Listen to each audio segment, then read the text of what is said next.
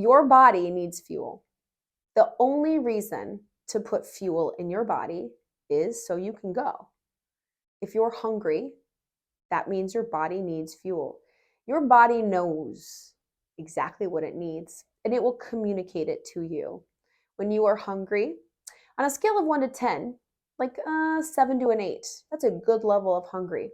It feels good to say, oh, I'm hungry. I'm going to have some fuel. This is when you should be choosing food. You should be choosing protein first because protein is like putting a log on the fire. It's going to burn nice and long and hot and steady. It's like putting the high octane fuel in. It's the best. So when you're hungry, you put in high octane fuel. The car runs out of gas, you put in the high octane fuel. Choose protein. Now, if you get super full on your protein, you're done. Once you're full, you're done eating.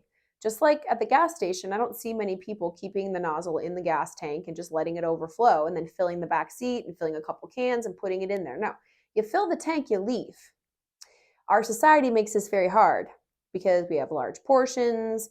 Our parents often, they grew up in scarcity, food was scarce. So when they put food on your plate, you do not waste that food. You clean that plate, even if you're full. The Clean Plate Club is a tough one for a lot of us in my generation. But we don't have to stay that way. We can start cueing into our hunger. Food is fuel. The only reason to eat is to fuel your body.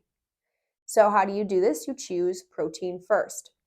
If you want to eat some junk food, because just because we understand we don't have to have junk food and junk food is junk, doesn't mean that you can't choose it sometimes and put non optimal fuel in your body. But it sure feels differently when you choose it logically and with control, and because you know what it is and what it is not, and when you eat it compulsively. So let's say you're going to that birthday party and you're hungry to a scale of 7 to 8. You're pretty hungry.